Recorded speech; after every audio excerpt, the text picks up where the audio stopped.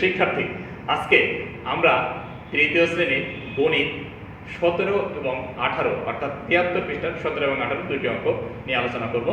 তো আশা করি সবাই বই খাতা পেন নিয়ে রেডি আছো।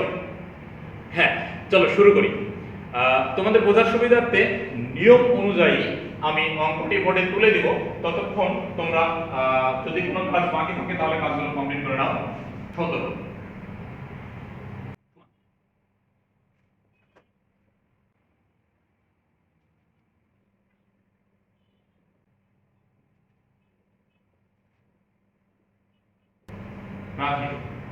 দেখো, প্রশ্ন বলেছে সুরমা প্রতি ডজন ডিম 90 টাকা দরে 6 ডজন ডিম বিক্রি করে। সে যত টাকা পায় তা থেকে 85 টাকা বাজার খরচ করে এবং বাকি টাকা সে ব্যাংকে জমা রাখে। সে কত টাকা ব্যাংকে জমা রাখে? আমাকে সবার আগে দেখতে হবে তার মোট কত টাকা। তাহলে 90 টাকা দরে সে বিক্রি করেছে 6 ডজন ডিম। সে 90 টাকা দরে বিক্রি করেছে 6 ডজন ডিম। এটাই হচ্ছে তার মূল বা মোট ক্যাশ।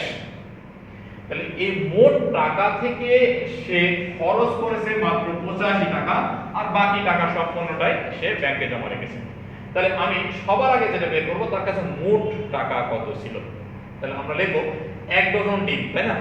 1 ডজন ডিমের দাম 90 টাকা, তাহলে 6 ডজন ডিম বিক্রি করে সে কত টাকা পেয়েছে। সবার আগে আমাদের যে কাজটি করতে হবে সেটি হচ্ছে অবশ্যই খাতায় সুন্দর করে একটা মার্জিন দিতে হবে। আচ্ছা, ঠিক আছে, অবশ্যই স্কেল দিয়ে বা হচ্ছে।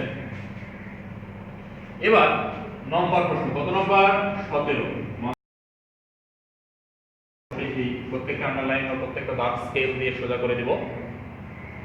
এবার আসো, 1 ডজন ডিম বিক্রি করে সে পায় কত টাকা? 90 টাকা। ওই কথা কি লিখব? 1 ডজন ডিমের দাম 90। 1 ডজন ডিমের দাম যদি 90 টাকা হয়, সে বিক্রি করেছে 6 ডজন। তাহলে অতএব 6 ডজন ডিমের দাম 90 গুণিতক 6 টাকা। ওকে, 90 গুণিতক 6 টাকা হচ্ছে তার মোট ডিমের দাম।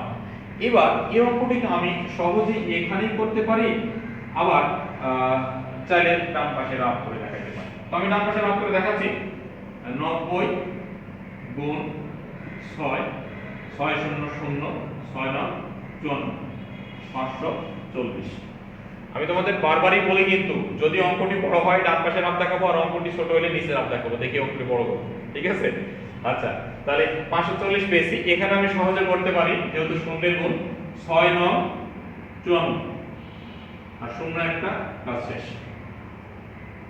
ওকে, এই 540 টাকা সুরমার কাছে আছে, কারণ সে 6 ডজন ডিম বিক্রি করে 540 টাকা পেয়েছে। এখান থেকে সে বাজার খরচ করছে 85 টাকা। এই লাইনটা আমরা দুভাবে করতে পারি। কিভাবে? লিখতে পারি এভাবে যে বাজার খরচ করার পর তার কাছে থাকে 540 বিয়োগ 85, এক লাইনে। অথবা আরেকভাবে করতে পারি যে সুরমার আছে বা সুরমার কাছে আছে, লিখবো আমরা এখানে। আমি দুটোই দেখাচ্ছি তোমাদের। সুরমার কাছে আছে কত টাকা? 540 টাকা। আর বাজার খরচ কত? বাজার খরচ করে 50 টাকা।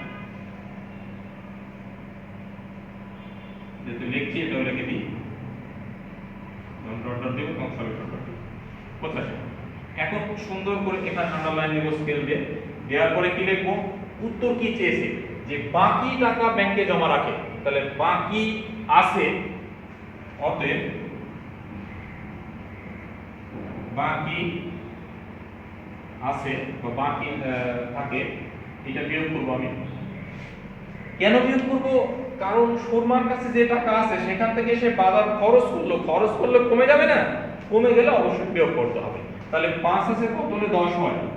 5 এ আর থাকে 1 আর 9 আছে, কত হলে 14 হয়? 5 এ আর থাকে 1 আছে কত হলে 5 হয় 4 455 টাকা। এই 455 টাকা তার বাকি টাকা বলেছে বাকি টাকা সে ব্যাংকে জমা রাখে, তাহলে কত টাকা সে জমা রাখে? তাহলে উত্তর আমরা লিখব, এবার একটু ব্যতিক্রম উত্তর লিখব আমরা। উত্তর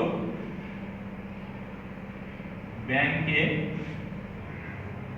জমা রাখে 455 টাকা। ওকে, সে ব্যাংকে জমা রাখে 455। এই ছিল অঙ্ক। এইটাকে তুমি একটু সহজভাবে করতে পারো চাইলে, তখন তুমি লিখবা কি যে 85 টাকা খরচ করার পর থাকে, 85 টাকা খরচ করার পর থাকে 540 বিয়োগ এরকম কত 540 বিয়োগ কত তোমার 85, ঠিক আছে? এবং এক লাইন হবে যখন আমার এখানে জায়গা কম তাই আমি শুধু এতটুকু দেখালাম। এখানে এর আগে লিখবো কি আমরা যে 85 টাকা খরচ করার পর থাকে এত বিয়োগ এত টাকা, তারপর এখানে সমান সমান দিয়ে আমি কত লিখব। এক লাইনে করতে পারবো অ্যাজ ইউ লাইক, অথবা এভাবে করতে পারো। এটা করলে ভুল হওয়ার আশঙ্কা থাকে না, আর অঙ্কটা দেখতে সুন্দর লাগে। যেহেতু 10 মার্কের একটা অঙ্ক, আমি না এভাবে করার চেষ্টা করবো, ওইভাবে করলেও প্রবলেম নাই। এই হচ্ছে 17 নম্বর অঙ্ক। আশা করি তোমাদের বুঝতে কোনো অসুবিধা হয় নাই। চলো এবার 18 নম্বর অঙ্ক কি বলেছে দেখি।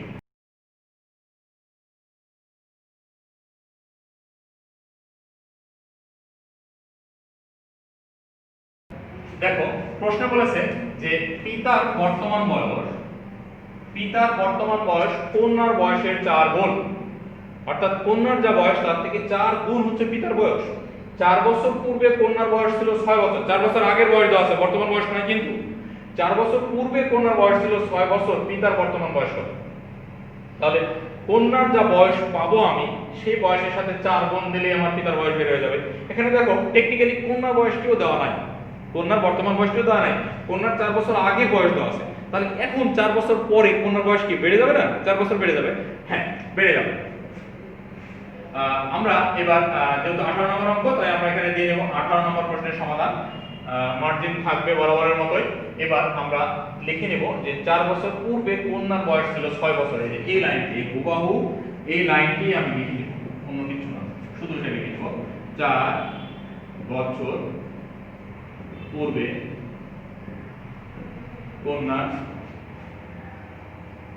বয়স ছিল 6 বছর। আচ্ছা, 4 বছর পূর্বে কন্যার বয়স যদি 6 বছর থাকে, তাহলে বর্তমানে কন্যার বয়স কত হবে? 6 বছর, তাই না? অতএব বর্তমানে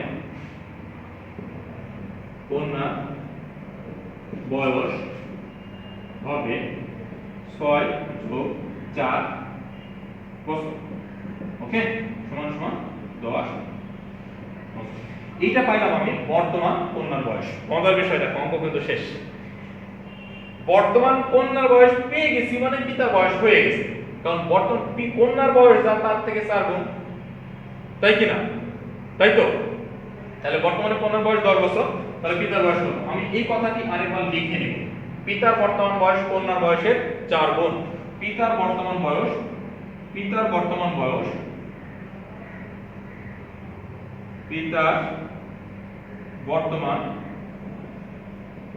অনেকে এই কথাগুলো লেখে না, খুব জাম্প করে চলে যায়, সমস্যা নাই, তবে লিখলে ভালো হয়। বর্তমান বয়স কন্যার বয়সের 4 গুণ। এখানে বর্তমান বয়সের 4 গুণ হয়, আমি সংক্ষেপে লিখে দিলাম 4 গুণ। তাহলে কন্যার বয়সে যদি 4 গুণ হয়, তাহলে কন্যার বয়স কত? 10 বছর। তাহলে আমরা লিখব যে বর্তমানে কন্যার বয়স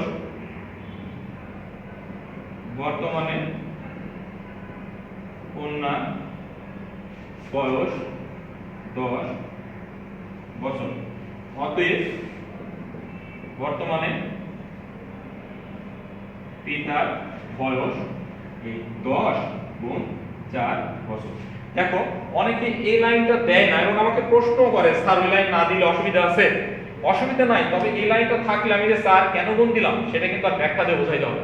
কারণ বলে দিয়েছে কন্যার বয়সের 4 গুণ, তাহলে ইজিলি আমরা এখানে 4 গুণ দিলে পেয়ে যাচ্ছি, তাই না? আর যদি এই লাইনটি না থাকে তাহলে এখানে 4 গুণ দিলাম, কেন দিলাম এইটার ব্যাখ্যা দিতে হবে আমার। নো নিড, এখন পরিষ্কার অঙ্ক। যে খাতা দেখবে, যে এক্সামিনার ক্লিয়ারলি বুঝতে পারবে যে কেন 4 গুণ দিয়েছে। যদিও তিনি এমনি বুঝবেন, তারপর পরিচ্ছন্নতা দরকার আছে। এবার এখানে আমি সহজেই করতে পারি। তুমি চাইলে ডান সাইডে সাইড নোট দিতে পারো। 10 গুণ 4, যেহেতু 10 ঘরের নামত আমাদের মুখস্থ ঠোঁটস্থ, তাই এটা না দিলেও চলবে, সরাসরি এখানে লিখে দেব 40 বছর। উত্তরে এসে লিখে দেব উত্তর 40 বছর। বাবা একটু খেয়াল করো, অঙ্কটি তোমার কাছে হয়তো বড় মনে হতে পারে, তুমি চাইলে এটাকে আরো শর্ট করতে পারো, ছোট করতে পারো। চেষ্টা করো ছোট না করার, চেষ্টা করো ছোট না করার, কারণ এইখানে যেভাবে যে ভাষাগুলো আমি তুলে ধরেছি এটা অঙ্কের পরিচ্ছন্নতায় প্রকাশ করে। তো আজকের মতো আয়োজন ছিল এতটুকুই। তোমরা জানো যে প্রতিদিন 2টি করে অঙ্ক করা হয় প্রতি ক্লাসে। তো আজকে আমাদের 2টি অঙ্ক শেষ, 17, 18। আজকে আমাদের এই 72, 73 পৃষ্ঠা অর্থাৎ অধ্যায় 6 শেষ হলো। আশা করি তোমাদের কোনো সমস্যা নেই। যদিও সমস্যা থাকে তাহলে প্লিজ আমার সঙ্গে কন্ট্যাক্ট করো, আমি হেল্প করার চেষ্টা করব। সরাসরি না হইলেও আবারও ভিডিও তৈরি করে বোঝানোর চেষ্টা করব। তুমি বুঝতে না পারলে খাতা কলম বই নিয়ে বসে পড়ো, বসে আমাকে ফোন দাও, স্যার আমি এখানেই বুঝতে পারছি না, আমি তোমাকে ফোনে বোঝানোর চেষ্টা করব। ওকে প্রিয় শিক্ষার্থী, ভালো থেকো সবাই। দেখা হবে পরবর্তীতে নতুন কোনো অঙ্ক নিয়ে। ধন্যবাদ সবাইকে।